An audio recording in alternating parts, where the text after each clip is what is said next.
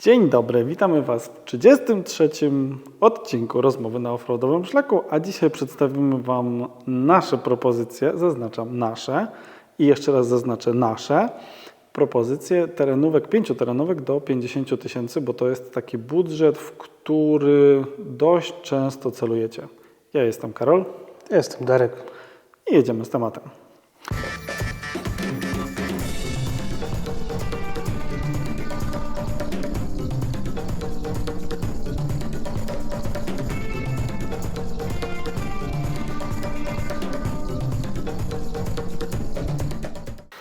Jeżeli mówimy o budżecie, o którym wspomniałeś i w samochodach, to pierwsze co musimy powiedzieć to, że mówimy tutaj o bazie, bo oczywiście limitu nie ma.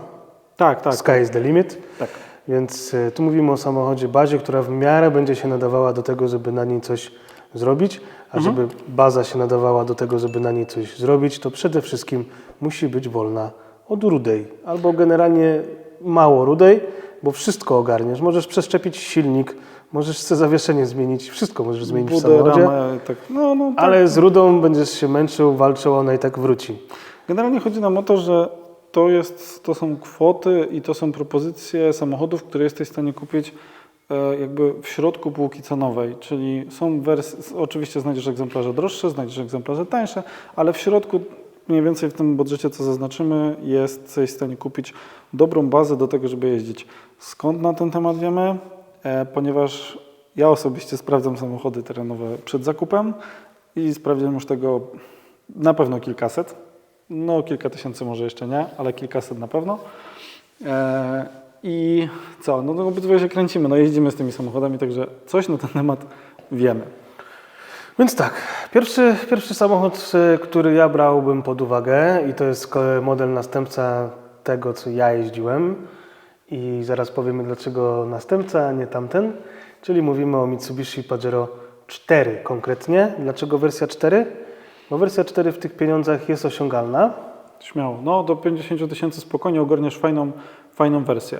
I masz tak naprawdę dwa silniki do wyboru, albo 3.2, albo 3.8 V6, benzynowy jest rzadszy, będzie droższy, na pewno będzie droższy, 3.2 myślę, że spoko. Ma swoje bolączki, ma problemy z rudą, lubią się. Tak, to jest w sumie powód, dla którego mamy tutaj 4, a nie 3, bo znaleźć 3, która w tej chwili będzie ruda, wolna od rudej, to będzie naprawdę wyczyn. Takie sztuki się zdarzają, ale to będą droższe samochody na tle innych. Na pewno. No i tam kilka drobiazgów w 4 jest poprawionych. Także 4 jest naprawdę fajnym samochodem wyprawowym. Mówimy o samochodzie wyprawowym, gdzie możecie naprawdę daleko jechać. No i tutaj ten silnik 3.2, to jest chyba najbardziej popularny i większość znajdziecie z tym silnikiem. Stosunkowo oszczędny, nie wiadomo jak po kieszeni. Druga rzecz. Między 10 a 20. Nie ale powiedzmy, że w trasie myślę, że takie około między 12 a 14 w zależności od doposażonego samochodu będzie brał. Czyli jak w trójce miałem nawet dychę, 11 było osiągalne. No oczywiście limit tam był 2 dychy, spokojnie wziął, jak gdzieś utknąłeś. Ale to jak utknąłeś, nie? Ale powiedzmy, że w trasie między 12 a 14 jesteś w stanie tak na spokojnie. Pamiętaj, że 4 jest cięższa, nie? Kolejna rzecz, silnik jest stosunkowo mocny i daje Ci normalne jeżdżenie. Ma przyjemny moment obrotowy, tam naprawdę jest czym jechać. Jest bardzo dobra skrzynia biegów automatyczna, która sobie z tym radzi. Aczkolwiek jeździliśmy... A nie, to była benzyna, dobra. Jeździliśmy jedną benzyną, która mnie irytowała. Ale to była trójką, tak? Ale w 4 jeszcze masz często gęsto jest Super Select. Może właśnie automat, który jest bardzo przyjemny. Auto jest stosunkowo pojemne i wygodne w środku do siedzenia. Nie jest oczywiście to jakość na przykład środka porównywalna do Toyoty. Jak ktoś mi powie, że to jest ten sam poziom, nie jest to ten sam poziom. I auto generalnie całkiem przystępne, popularne, części też nie jest żadna egzotyka.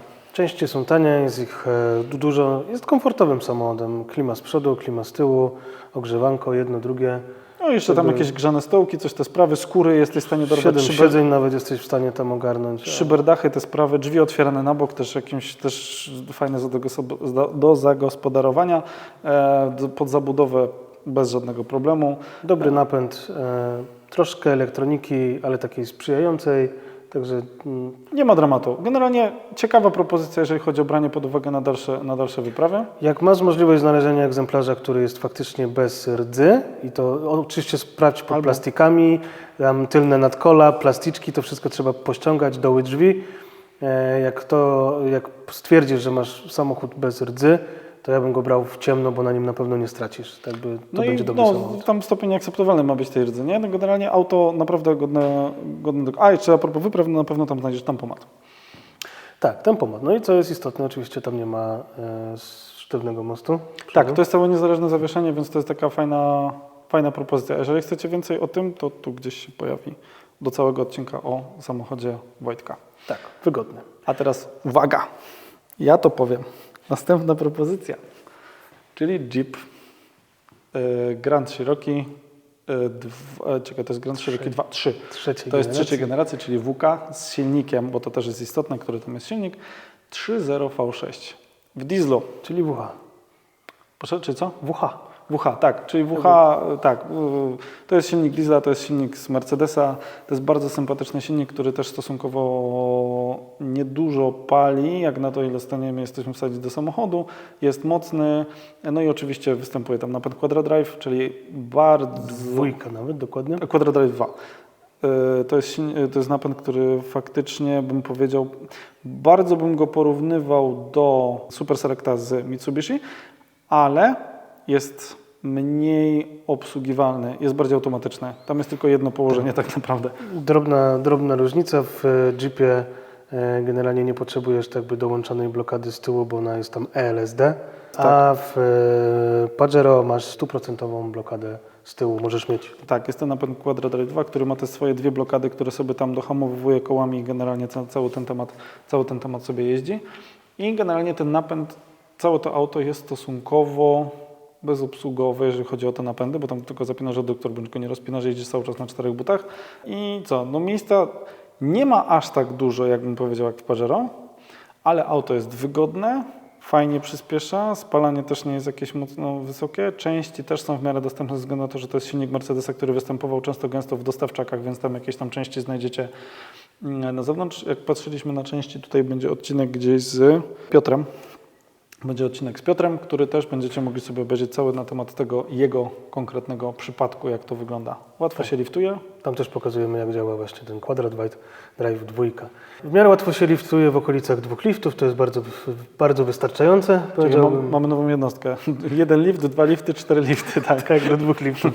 tak, do 2 liftów. Pajero też ma 2 lifty.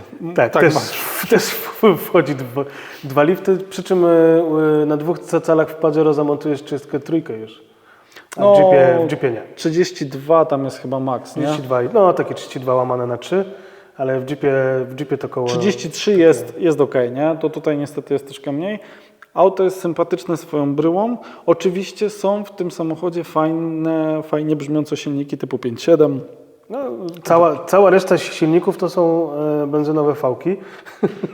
Tak. Bo w WK były tylko fałki. Tak i dobrze, bo niektóre w Wojocie nie wyszły, ale to już nieistotne. Są spoko, tylko bajer jest z nimi taki, że one są dość paliwożerne i trzeba się zaopatrzyć w butlę na gaz. Tak? Chyba że jesteś bogolem.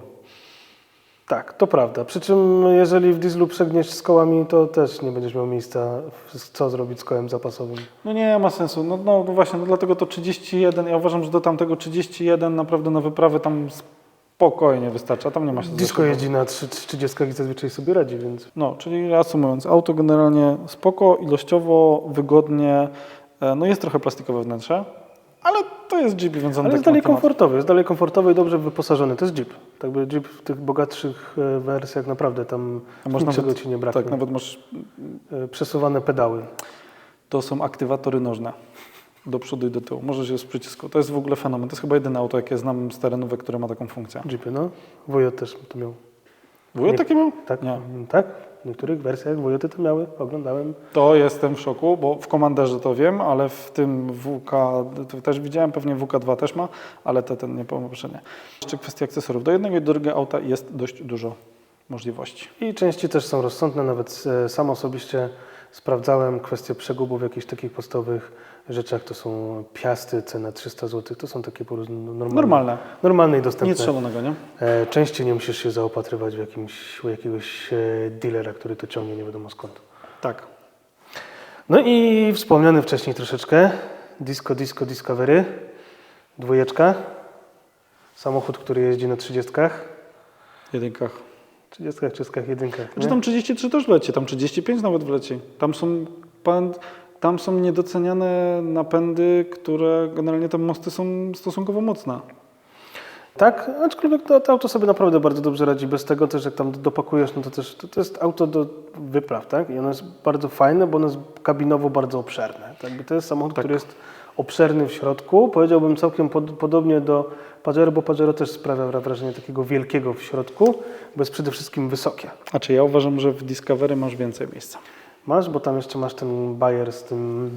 Znaczy to jest jedno, ale tam dach masz jeszcze u góry, wiesz, jeszcze te kieszenie, te wnęki i tak dalej. Uważam, że w Discovery będziesz miał więcej miejsca i też trzeba pamiętać jedną rzecz, Discovery nie jest lekkim samochodem. Bo jak ktoś mi powie, że ktoś znowu się tutaj obruszy jakiś bakłażan, że bo Patrol jest ciężki, to zapamiętajmy, że Disco jest o 100 kg lżejsze od Patrola. 100 kg, czyli jedna osoba siedząca. Czyli jeden zderzak z przodu. No, gdzieś mniej więcej tyle. Więc, Albo bak do pełna. Albo drugi, albo sobie zainstalujesz wodę, to znowu będziesz miał albo bagażnik zamiast aluminiowego, weźmiesz stalowy, dopatrzysz jeszcze jakąś skrzynkę, która jest stalowa i zaraz ci te 100 kg wleci. 100 kg wcale to nie jest dużo. Sam Highlift przecież waży myślę, że 12, jak nie 20 kg. Przecież to jest żeliwne. No to jest kawał tego, nie? No, aczkolwiek no też Was możemy tutaj odnieść do odcinka z Disco 2. To też nie jest samochód wolny od wad i tam trzeba być świadomym pewnych jego minusów, może nie minusów, pewnych jego cech. Tak, cech. To jest dobre określenie. Na które trzeba zwrócić uwagę, jeżeli się nimi zaopiekujemy, to ten samochód będzie wdzięczny i będzie z nami jeździł, ale trzeba mieć to na uwadze. To mogą być irytujące rzeczy, chociażby ten reduktor, chociażby wiesz, tak by, no, problemy ze skrzynią biegów, żeby jej nie przegrzać. No to są takie detale, szczegóły, które mogą być dla normalnego człowieka, takiego, który chce wsiąść i jechać, irytujące, bo ty musisz zwracać uwagę na pewne rzeczy. No i to ma taką troszeczkę Znaczy ma opinię, pewną, nie? ma opinię, generalnie jest do tego też dużo modyfikacji, to można podnieść dużo wyżej w przód, dużo wyżej w górę. A propos silników, no to chyba najfajniejszym jest TD5, czyli 5-cylindrowy diesel. Oczywiście jest tam jeszcze V8, która generalnie ma bardzo podzielone opinie, jest raczej pół na pół, więc jeżeli jest pół na pół, to coś musi być nie tak. I generalnie no, w zasadzie spoko auto, ja tam gdzieś też brałem to pod uwagę, gdzieś tam kiedyś może... Części do tego znajdziesz wszędzie i powiedziałbym, to jest naprawdę wszędzie. Tak by to są, jeżeli ktoś myśli o samochodzie, tak by jeżeli kogoś się zapytasz o samochód wyprawowy, to często będzie to w pierwszej trójce Disco. Tak, weźmy też pod uwagę historię firm, które prowadzą wyprawy. W wielu w tych firmach występowały Disco, w tym momencie ostało się już mniej. Tak, ale generalnie są firmy, które mają zbudowaną flotę tylko i wyłącznie na Disco 2 i wszyscy tam śmigają. Po prostu trzeba utrzymywać ten samochód w dobrej kondycji. To jest auto dla entuzjasty. Pozdrawiamy niektórych mechaników, pozdrawiamy Adama, który lubi bardzo te Discovery i sam je określa jako auta, które są dla entuzjasty. Trzeba zawsze pod nie zerknąć, zobaczyć, nasmarować i tak dalej. Ale stosunkowo nie jest drogie w utrzymaniu. Wymaga opieki, ale jest bardzo fajnym samochodem wyprawowym, popularnym, także coś tu więcej można do tego dodać. Następny. 4. Tak, 4. I teraz generalnie wchodzimy w ciekawe określenie. Mianowicie to jest dość kontrowersyjne, jeżeli chodzi o auto wyprawowe, bo jest to auto dość popularne w Polsce, ale to nie jest samochód, który jest bardzo często wybierany. Choć moim zdaniem to jest ciekawy wybór, bo to jest czarna owca w tej rodzinie, a mianowicie Land Cruiser, a dokładnie 95. Dlaczego czarna owca? Bo to jest auto, które miało najgorzej zaprojektowane zawieszenie, bo to była pierwsza, która wyszła z niezależnym zawieszeniem. I Toyota zrobiła coś nie tak i zaprojektowała trochę za słabe niektóre elementy, przez co koło się potrafiło zawinąć pod auto. Jak temu zapobiegać? Potem to poprawili, nie? Nie. No trzeba było akcesoryjne wahacze i tak dalej. No to się trzeba było to dbać, nie? To jest tak jak, że jak dbasz o wymianę oleju, tak tam nie jak ci gałka zaczęła stukać, tylko gałkę wymieniałeś profilaktycznie. Okay, wydawało mi się, że później już mieli to. A czy nie, późniejsze wersje? Tak, Tak, potem- no to oczywiście, no nie, 120, 150 i tak dalej, to już wiedzieli, że jest ten problem. Z tym, że 95 jest niesamowicie ustawna w środku. To jest taki element, na którym jak ja pierwszy raz zobaczyłem 95 w środku, ile jesteśmy w stanie pomieścić w tak niedużym samochodzie, dla mnie był szok, bo uważałem, że to auto jest naprawdę małe i tak dalej. Dlaczego nie 90? Bo krótkie auta na wyprawy to jest trochę... To szkoda, tak by, można, ale żal miejsca po prostu, tak by, no można było mieć trochę więcej. No to jest krótkie auto na wyprawy. Znaczy tak, nasi rodzice jeździli maluchami do Bułgarii razem z przyczepami, oczywiście tak. Ale jeżeli mamy wybór pomiędzy takim i takim, sorry, ale krótkie auto nie. W żadnym wypadku nie.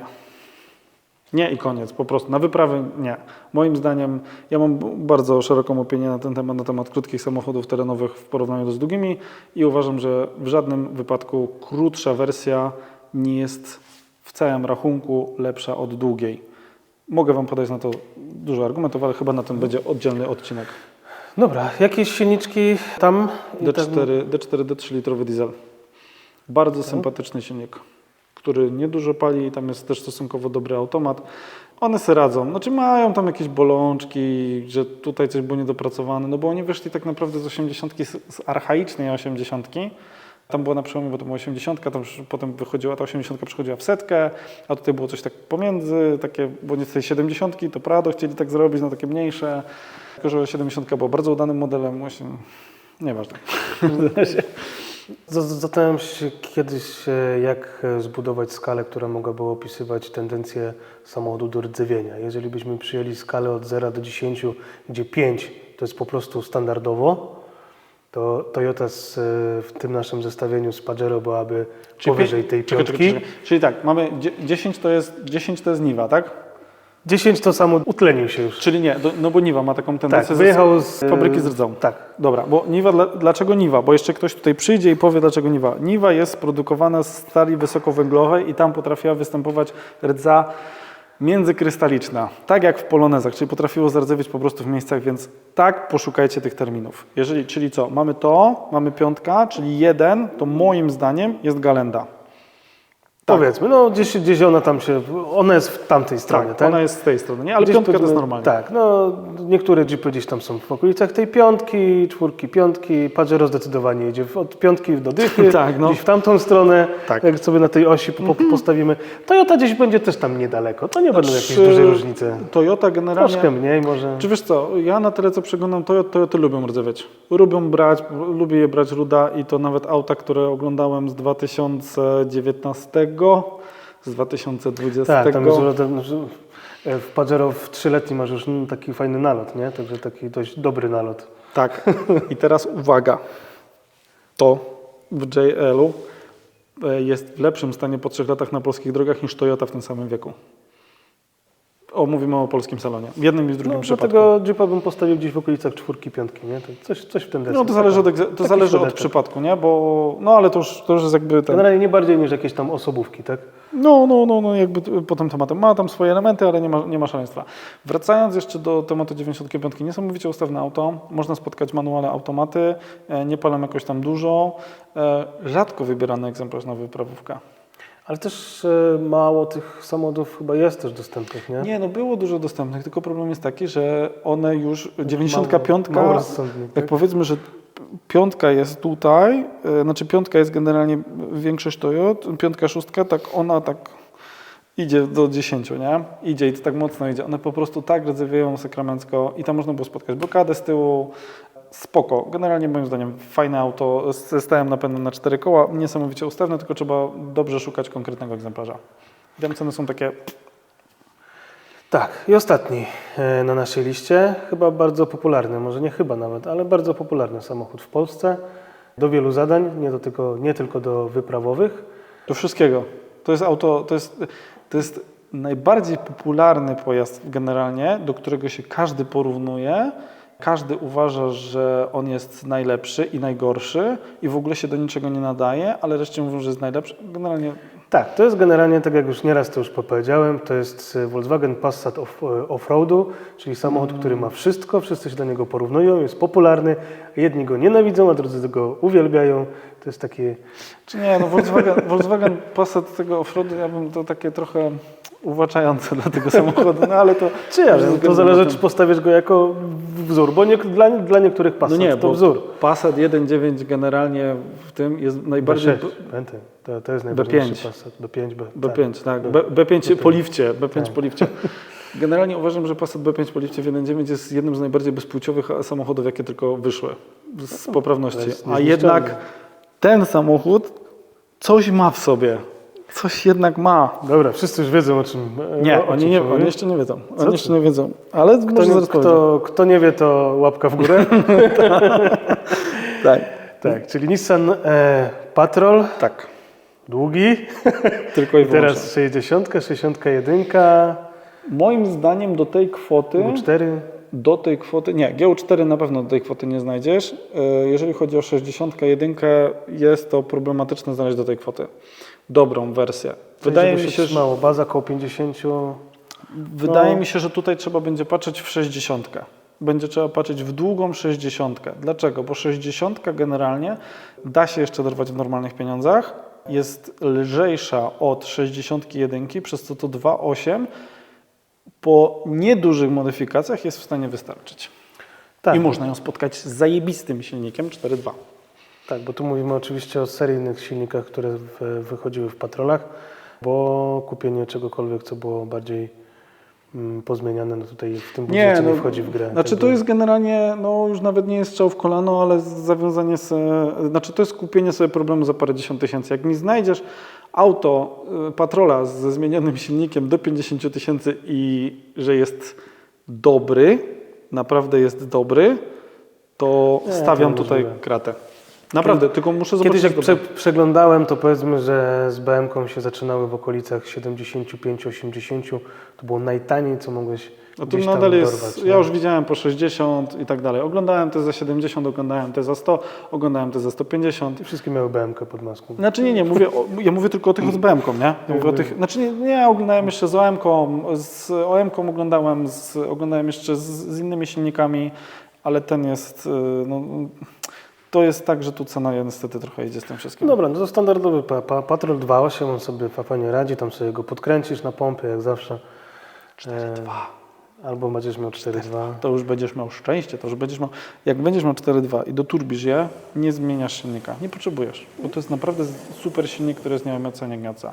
A 2.8, Tylko, że tam z serii, no powiem, że dobra, wydaje. no to jest silnik analogiczny do Toyoty, nie? Nissanowski silnik 4.2 jest bardzo dobry. Mało spotykany, niestety. Tak. No i to jest w sumie cała nasza lista. No 50 tysięcy to jest taki najpopularniejszy przedział cenowy, gdzie w ogóle się szuka jakiejkolwiek terenówki, bez względu na to, jakie będzie jej przeznaczenie zazwyczaj. To jest taki popularny Nie, jest przedział. mniejszy. Jest do 30 to jest taki chyba, nie? 25-30 No, to jest taki pierwszy. to tak, no do 40. No tak, do 40 jest ten. Ale ja uważam, że tą dychę to zbierać po prostu i wciągnąć w coś lepszego. No i zostawcie sobie jeszcze kolejne kilka dych na to, żeby potem to Tak. zrobić pod siebie. Najpierw odszczurzyć, potem doprowadzić do dobrego stanu, a potem zrobić jakieś modyfikacje, które Wam umilą tą całą wyprawę. To często będzie drugie tyle, co zapłacicie za samochód. Tak, ale zacznijcie od tego, żeby nie modyfikować samochodu, chyba że już macie w tym duże doświadczenie i kupujecie na przykład drugi czy trzeci samochód, tylko najpierw weźcie sobie seryjny samochód i zacznijcie nim delikatnie jeździć w terenie. Zobaczycie, ile to auto ma tak naprawdę możliwości, dopiero jak je poznacie, podwyższajcie trochę dalej, bo No i dzięki temu też zweryfikujecie większość rzeczy, które tam są. Tak, i dużo się nauczycie, bo wrzucanie od razu liftu i tego typu rzeczy jest, bym powiedział, takie trochę upośledzające, ale nie samochód, a wasze umiejętności. Bo wsadzisz to wszystko, zaczynasz jeździć w teren, ale nie wiesz, jak to auto jeździło wcześniej. Nie uczysz się, brak pokory w To pewnych są elementach. niektóre sytuacje, które Ci się zdarzą, nie będziesz wiedział, czy to są naturalne, normalne sytuacje, czy to jest coś niepokojącego, nie? Tak samo też coś nawet po modyfikacjach zacznie Ci się coś dziać, to nie wiesz, czy to jest pokłosie modyfikacji, czy to już od początku było coś skopane, tak? Auto w teren generalnie ja polecam na początek wziąć, pojeździć, spróbować, sprawdzić i zobaczyć, ile to auto de facto potrafi. I to koniec naszej listy do 50 000. Przed nami jeszcze jedna lista. Tak jest. Darmowa aplikacja na Szlaku 4x4 to już nie tylko powiadomienia i pomoc przy wklejkach, ale również najważniejsze i najciekawsze wydarzenia offroadowe w Twojej okolicy. Sprawdź sam, subskrybuj, lajkuj, komentuj, miej wpływ na kolejne nowe funkcje. Rozwijamy się m.in. dzięki Waszemu wsparciu. Więcej informacji pod filmem i w naszych social mediach. Do zobaczenia na Szlaku.